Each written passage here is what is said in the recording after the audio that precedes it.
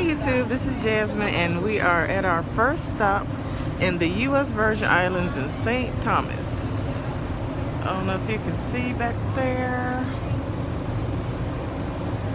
It's a very beautiful island with the turquoise blue waters. And I'll be doing some more videos once I get off the ship, so stay tuned for that video.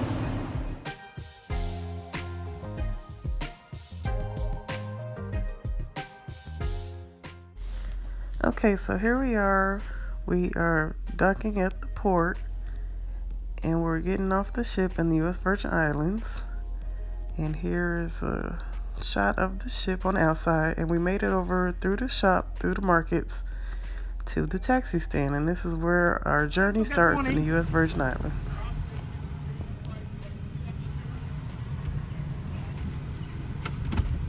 But now let me drop all you over there before I just got... Has to be demolished, so they're sharing campus with a high school, and that's the field. So they have no field right now there. So that's the junior high and high school today. But the high school is going to be 100 years next year.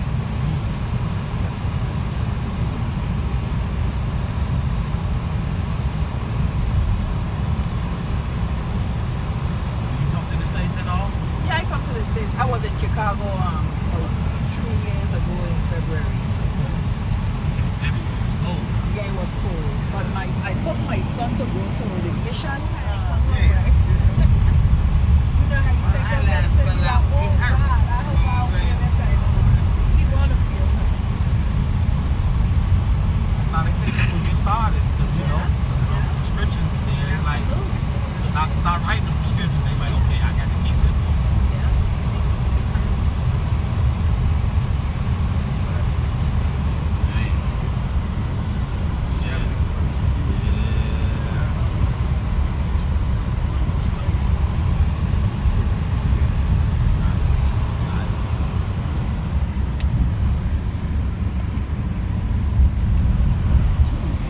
When the Moravians came into the Danish West Indies, they came in 1737.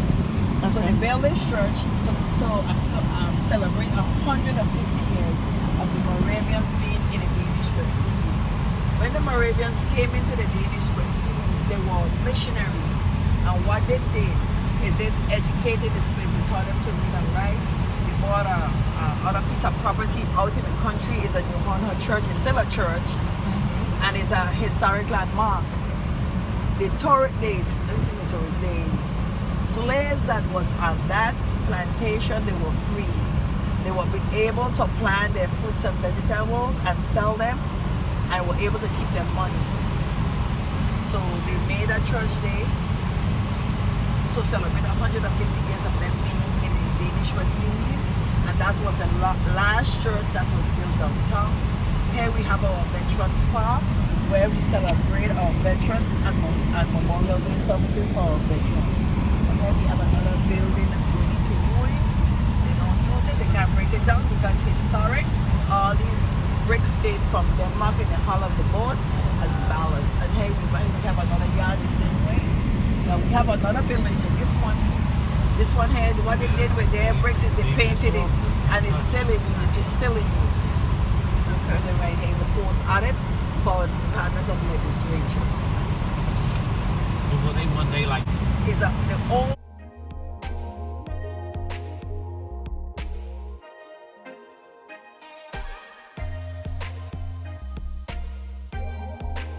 all the way up to this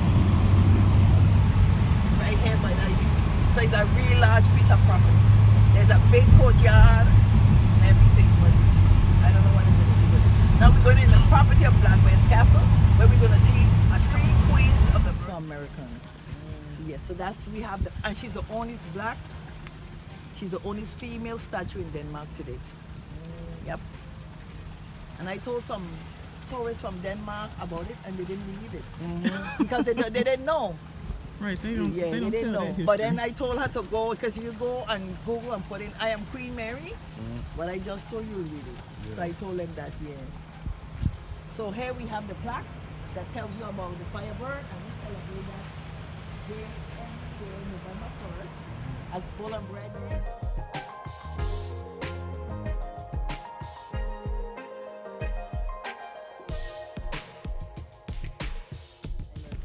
island was used for coal workers. The steamships would come in with the coal, and our coal workers, which were mostly ladies, would go over to take the coals off of the ships.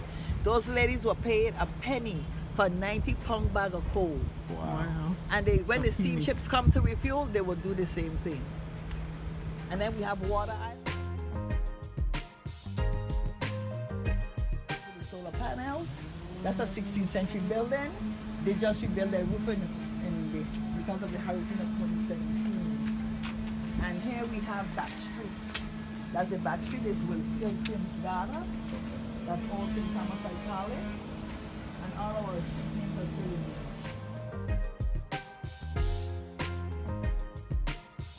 Square mile, St. Paul.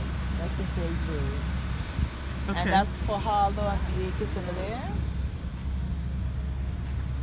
And in the island in the back is Water Island. Okay. Yes, when America bought these islands, they bought them because of the strategic location of the islands.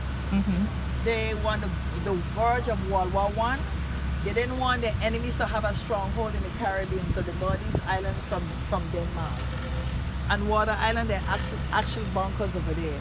But they,